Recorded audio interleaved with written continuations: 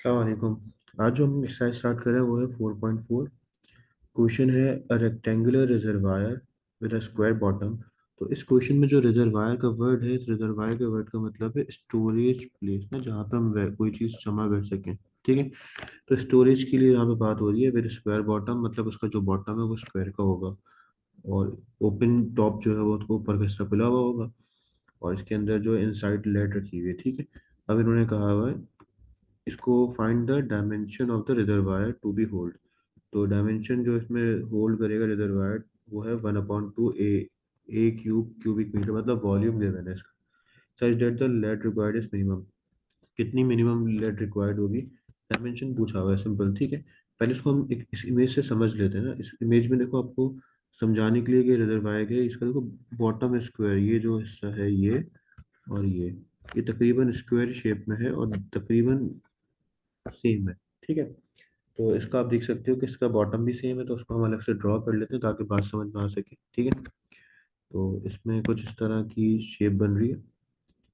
ये बॉटम का जो है स्क्वायर, बॉटम का स्क्वायर है। ठीक है। और ऊपर से भी इसका एक और स्क्वायर है।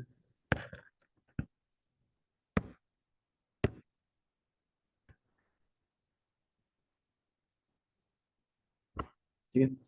अब इसको हम लाइन अप कर लेते हैं, ये लाइन अप हुआ हुआ है।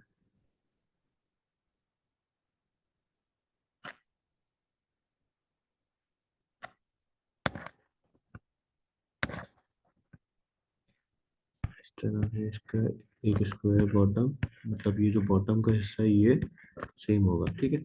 और ऊपर का हिस्सा ओपन टॉप होगा, तो ये हिस्सा एक्स और ये हिस्सा हम एक्स सपोज करें तो सेम होगा, क्योंकि बॉटम जो सेम है। हाँ, इसकी हाइट में देखो, इसकी भी हाइट में फर्क आ रहा है, तो इसकी हाइट को हम वाई सपोज कर सकते हैं। ठीक है। तो ये आपके मेन डायमेंशन होंगे, तीन डायमेंशन जो यूज हो रही है, एक्स और वाई। ठीक है। तो हम यहाँ पे कुछ पॉइंट लिख लेते हैं अपने लिए, की points. Let X be the base. X को हम बेस सपोज कर लेते हैं और वाई क्या हो जाएगी हमारे पास, हाइट। तो बेस में दो डायमेंशन यूज हो रही है, this one and this one. तो ये हमारी बेस हो गई। और वाई क्या हो जाएगी, let Y be the height. ठीक है। तो हाइट वाली जो वैल्यू है उसको हम वाई से सपोज कर रहे हैं और बेस में जो दो डायमेंशन यूज हैं दोनों को हम यूज कर रहे हैं एक्स से। ठीक है। दिस वन इज हाइट, तो वाई इसको सपोज कर रहे हैं। आपको वॉल्यूम का फॉर्मूला पता है, बेसिक सा फॉर्मूला होता है वॉल्यूम का। वॉल्यूम का जो बेसिक फॉर्मूला है वो क्या होता है, E is equals to length multiply by breadth multiply by height. ठीक है। अब अगर हम इस क्वेश्चन को देखें तो इसमें ये इसकी लेंथ हो रही है अगर, तो ये इसकी ब्रेथ हो जाएगी और ये इसकी हाइट हो जाएगी। ठीक है। तो लेंथ ब्रेथ एक्स हो गए और हाइट जो है वो वाई हो गई। तो वॉल्यूम का जो फॉर्मूला बन रहा है वो बन रहा है एक्स स्क्वायर वाई। ठीक है। इसको हम इक्वेशन वन कंसिडर कर लेते हैं। और हमें पता है कि क्वेश्चन में गिवन क्या है। जो चीज़ गिवन है हम वो लिख लेते हैं। क्वेश्चन में एक चीज़ गिवन है, वो क्या है, वॉल्यूम बराबर है 1/2 ए क्यूब के। तो ये बन जाएगी इक्वेशन टू। ठीक है। कंपेयर कर लेते हैं दोनों को।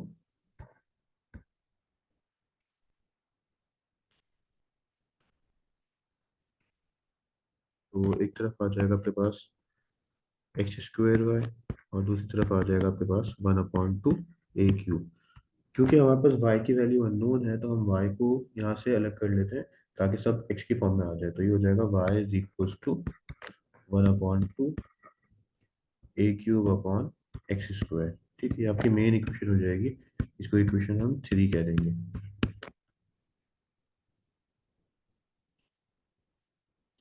इसके बाद जो हमारे क्वेश्चन का मेन पार्ट है ना उसको हम देखते हैं। क्वेश्चन का मेन पार्ट हमारे पास यह क्या है कि हमें डायमेंशन फाइंड करनी है। तो आपको ये बात पता है कि अगर मैं वॉल्यूम को डेरिवेट करूंगा तो वो एरिया बन जाएगा। ठीक है। बट हमें डायमेंशन पे वर्क करना है, तो इसका मतलब है इस पे काम नहीं हो सकता। इसका मतलब ये है कि अगर मैं एरिया को डेरिवेट करूं तो आपको पता है वो बन जाती है लेंथ।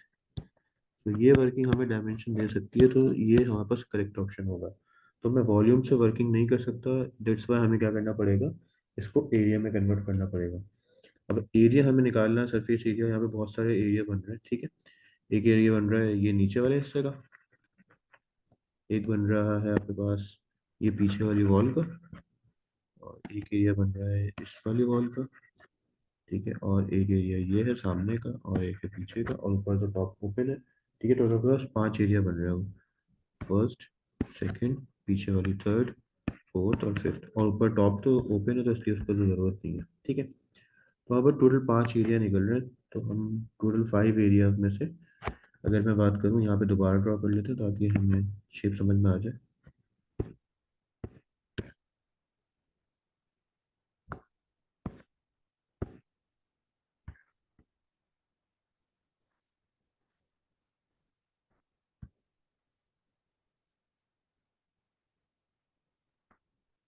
ठीक है, तो उसको हम ड्रॉ कर लेते हैं ताकि हमें समझ में आ जाए।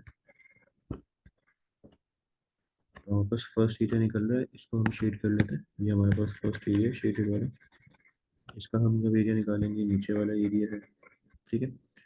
इसको हटा देते हैं, कलर चेंज करो, ठीक है। तो नीचे वाला एरिया निकाल लेते हैं, नीचे वाले में इसको भी हमने एक्स कहा था, इसको भी एक्स कहा था, तो इसका एरिया हो जाएगा एक्स स्क्वायर, ठीक है। लेंथ मल्टीप्लाई बराबर होता है तो सेम है फिलहाल। फिर हम बात करेंगे अपना इसकी, पीछे वाले की बात कर रहा हूँ मैं, पीछे वाले में आपको पता है ये वाई है, तो एरिया 2 हो जाएगा एक्स वाई, ठीक है। फिर हम बात करेंगे आगे वाले की, तो आगे पहले इसकी बात कर लेते हैं। तो इसमें भी वाई है और एक्स है, तो ये भी हो जाएगा, एरिया 3 भी हो जाएगा एक्स वाई। अब बात कर लेते हैं हम हमारा ये वाला हिस्सा है, इसमें ये वाला एक्स यूज हो रहा है और ये वाला वाई यूज हो रहा है, तो एरिया 4 हो जाएगा अगेन एक्स वाई। अब बचा हमारे पास फ्रंट का हिस्सा, ठीक है। फ्रंट में कौन सी वैल्यू यूज हो रही है उसको भी देख लेते हैं हम। ये हमारा फ्रंट का हिस्सा है, ये हमारा हिस्सा फ्रंट का, तो इसमें हमारे पास वाई यूज हो रहा है और एक्स यूज हो रहा है, तो अगेन हमारे पास एरिया 5 आ रहा है एक्स वाई, ठीक है। टोटल एरिया आ गया हमारे पास। अब इनको हम जॉट डाउन कर लेते हैं, तो हमारे पास टोटल एरिया हो जाएगा which is a x square plus 1 2 3 4 4 XY, ठीक है। टोटल एरिया बन रहा है हमारे पास a is equal to x square plus 4 XY। अब हमारे पास y की फॉर्म में वैल्यू आ रही है, तो हमें y की वैल्यू तो पता थी ऊपर, तो उसको हम सब्सटीट्यूट कर देते हैं। तो वो वैल्यू क्या थी देख लेते हैं जरा। y की वैल्यू थी 1/2 a³ अपॉन एक्स स्क्वायर, तो x ऐसे ही आ जाएगा 1/2 a³ अपॉन एक्स स्क्वायर, एक x से x कट कर देंगे, तो आपके पास जो इक्वेशन बची है वहाँ बस एरिया की वैल्यू आ चुकी है, जो हमारे लिए बड़ी हेल्पफुल रहेगी और हमारे काम को भी आसान कर देगी। 2 × 2 = 4, 2 a³ x⁻⁻1। अब ये है हमारी मेन इक्वेशन, ये हमारी मेन इक्वेशन है क्योंकि यही हमें आंसर देगी, ठीक है। अब इस पे वर्किंग करनी है हमें बहुत सारी। अब इसको हम डिफ्रेंशिएट करेंगे अगर विद रिस्पेक्ट टू एक्स, तो अब हमारे पास हमारी वर्किंग स्टार्ट हो जाएगी, ठीक है। विद रिस्पेक्ट टू एक्स जब डिफ्रेंशिएट करेंगे तो ये हो जाएगा dA/dx, और एक्स स्क्वायर का डेरिवेटिव होता है 2x, 2 ऐसे ही रहेगा, a हमारे पास कांस्टेंट है, तो इसकी इसमें x इसका डेरिवेटिव निकलेगा सिर्फ, वो होता है पावर पहले, पावर में एक कम। क्या बचा हमारे पास 2x - 2a³ upon X square, तो ये एक दफ़ा डेरिवेट हो गया, तो dA/dx का हमारे पास आंसर आ रहा है 2x - 2a³ upon X square. ये हमारी मेन इक्वेशन है, इसको हम ए कह देते हैं, ठीक है। आपको पता है हमें मैक्सिमम मिनिमम वाली कंडीशन अप्लाई करनी है, उसकी वजह क्या है, क्वेश्चन में क्या गिवन था, लीड रिक्वायर्ड इज मिनिमम, मतलब मिनिमम वाली कंडीशन हमें चाहिए, ठीक है। तो हमें मैक्सिमम मिनिमम आइडेंटिफाई करना पड़ेगा। मैक्सिमम मिनिमम आइडेंटिफाई करने के लिए आपको पता है कि पहले हम क्या करते हैं, जो फर्स्ट डेरिवेटिव आता है ना, ये हमारे पास है फर्स्ट डेरिवेटिव जिसे हम कहते हैं f'(a), तो हमें लेट करना पड़ता है f'(a) को 0 के बराबर, ठीक है। इसका मतलब है 2x - 2a³ upon X square को हम लेट करेंगे 0 के बराबर, ताकि x की वैल्यूज आ जाए यहाँ से, ये माइनस का पूरा उठा के हम ले जाएंगे उस तरफ, ठीक है। तो ये हो जाएगा 2x = 2a³ upon X square, ये 2 से 2 कट जाएगा, एक्स स्क्वायर डिवाइड हो जाएगा मल्टीप्लाई, तो x³ हो जाएगा ये। फिर माइनस का a³ हो जाएगा, क्योंकि ये प्लस का जो a³ है इसको जब हम मतलब वापस कर ले जाएंगे, तो ये माइनस ए क्यूब हो जाएगा इक्वल टू जीरो। फॉर्मूला खुल रहा है आपके पास, a minus b a square plus a b plus b square is equal to zero. ठीक है, फॉर्मूले के हिसाब से हमारे पास आइदर और करके कंडीशन बन रही है, तो एक X minus a is equal to zero, यहाँ से एक्स की वैल्यू आ गई ए, और यहाँ पे बन रहा है क्वाड्रेटिक फॉर्मूला खुल रहा है। ठीक है, क्वाड्रेटिक फॉर्मूला खुलेगा तो माइनस बी की वैल्यू हो जाएगी ए प्लस माइनस ए स्क्वायर माइनस फोर ए स्क्वायर अपॉन टू।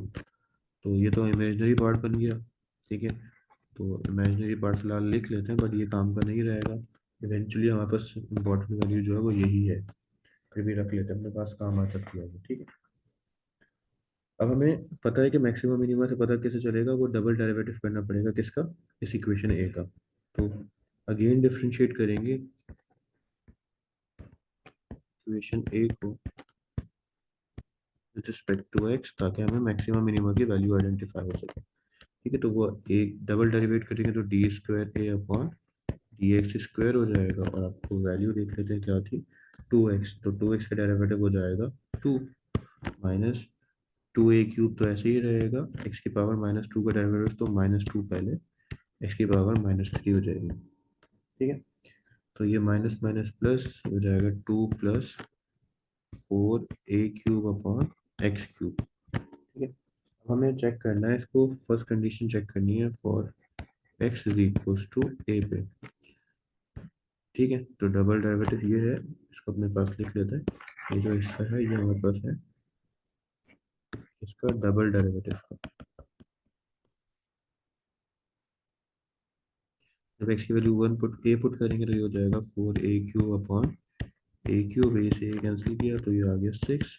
आपको ये बात अच्छे से पता है कि जब डबल डेरिवेटिव की वैल्यू जो है अगर वो ग्रेटर देन जीरो आ रही है तो इट मीन्स इट फंक्शन जो हमारे पास वैल्यू है वो इट इज मिनिमम, मतलब वो मिनिमम वैल्यू रहेगी। तो हमें ज़रूरत ही नहीं सेकंड वैल्यू चेक करने की, हमारे पास x is equal to a पे आंसर मिनिमम हो जाएगा। ठीक है, तो इसका मतलब है हमारे पास फर्स्ट डायमेंशन की वैल्यू आ गई, फर्स्ट डायमेंशन और सेकंड डायमेंशन दोनों को हमने लेट किया हुआ था एक्स के बराबर ना।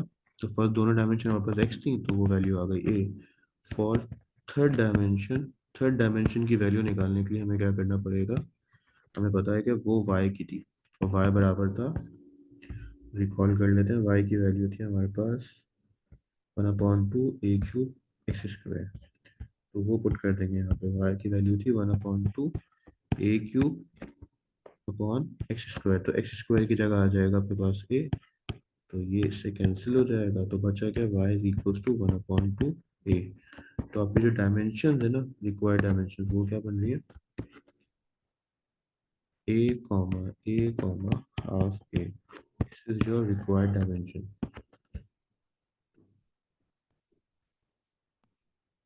Minimum dimension